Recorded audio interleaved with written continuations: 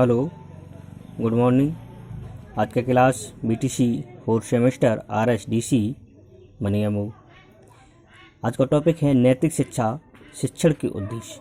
तो नैतिक शिक्षा शिक्षण के उद्देश्य, कुछ उद्देश्यों को आज हम इसमें चर्चा करेंगे। इससे पहले मैंने चरित्र और नैतिक शिक्षा के बारे में कहा था। इसमें बताया था एक महात्मा गांधी की परिभाषा थी, जिसमें महात्मा गांधी ने लिखा था कि विद्यालय तथा कॉलेज चरित्र निर्माण करने वाली फैक्ट्रियां हैं। माता पिता अपने बालकों को वहां इस कारण भेजता है जिससे वे श्रेष्ठ पुरुष बन सकें। इसी से आगे पहली हेडिंग आपकी आ जाती है शारीरिक विकास का उद्देश्य। शारीरिक विकास के उद्देश्य में नैतिक शिक्षा का उद्देश्य शरीर का विकास करना है। गांधी जी का कहना है कि यदि हम व्यक्ति का पूर्ण विकास करना चाहते हैं तो उसके शारीरिक विकास की उपेक्षा नहीं की जानी चाहिए।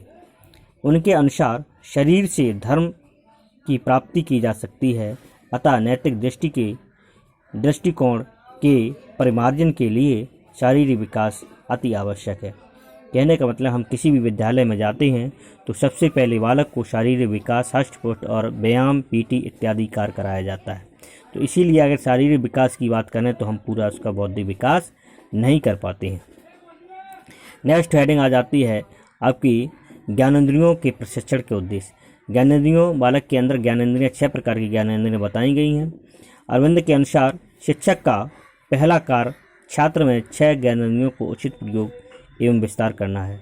शिक्षक का पहला कार्य होता है कि यदि उसमें 6 इंद्रियों के उचित प्रयोग का विचार करना है। जब ज्ञानेंद्रियां सुसंगठित होंगी तभी नैतिक विकास ठीक प्रकार से होगा।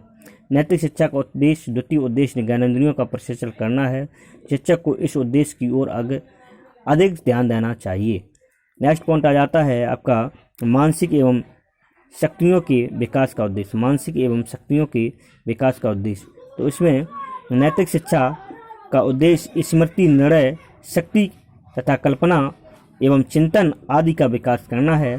तो कहने का मतलब अरविंद के अनुसार बालक की ज्ञानेंद्रियों को प्रशिक्षण देने के पश्चात बालक की मानसिक शक्तियों का विकास किया जाना चाहिए ताकि बालक नैतिक विकास हेतु अग्रसर हो सके। नेक्स्ट पॉइंट आ जाता है तर्क शक्ति। तर्क शक्ति के अंतर्गत आ जाती है अरविंद का विश्वास है कि बालक की मानसिक शक्तियों के विकास के पश्चात उनकी तर्क शक्ति का विकास किया जाना चाहिए।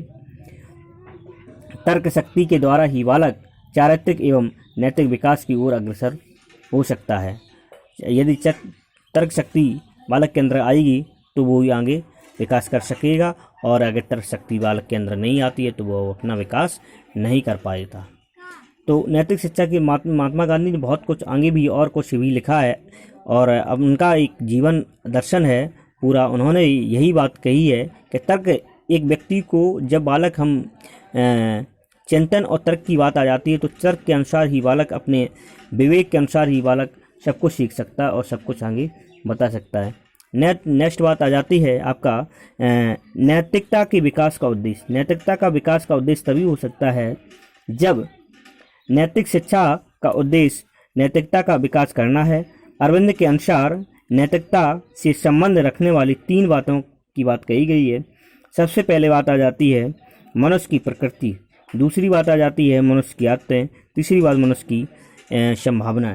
कहने का मतलब है अरविंद के अनुसार यदि नैतिक शिक्षा का उद्देश्य इन 3 बातों को शुद्ध और सुंदर बनाकर मानव हृदय का परिवर्तन करना है, अतः छात्रों के लिए विद्यालय द्वारा धार्मिक तथा नैतिक शिक्षा की व्यवस्था की जानी चाहिए।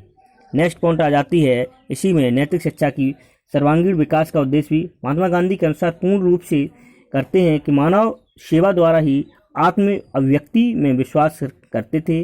वे हृदय की अंतः शिक्षा को महत्व देते थे। उन्होंने शारीरिक श्रम और अनुशासन को महत्व प्रदान किया है। उन्होंने अनुशासन में स्वच्छता का विरोध किया है। वे व्यक्तिगत जीवन में पवित्रता में विश्वास रखते थे। उनके अनुसार शिक्षा का उचित चरित्र उद्देश्य निर्माण करना सर्वोपरि था। उनके अनुसार बालक की शिक्षा में सर्वांगीण विकास महत्वपूर्ण स्थान रखता है। कहने का मतलब जो भी बात आ जाती है तो महात्मा गांधी इसी बात को सुकरात ने लिखा है कि वह व्यक्ति जिसे वास्तविक ज्ञान है सद्गुणी अतिरिक्त द्वारा दूसरा नहीं हो सकता है। किसी समस्या के आ जाने पर हम उसका समाधान किस प्रकार करते हैं, व्यक्ति पर्यावरण से अपना अनुकूल किस प्रकार करता है। उत्तर ज्ञान के द्वारा। अतः बालक के जीवन में ज्ञान के आधार पर ही सभ्यता और संस्कृति की उन्नति की जा सकती है। बैकन का कहना है कि ज्ञान ही शक्ति है। तो आज की क्लास हम यहीं समाप्त करते हैं।